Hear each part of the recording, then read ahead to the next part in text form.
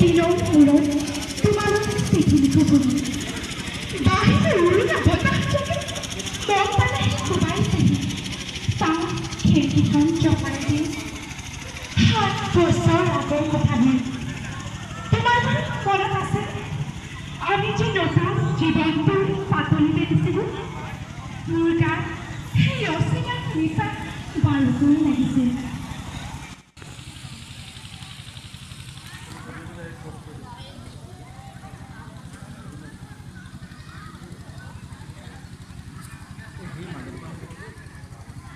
Dividend.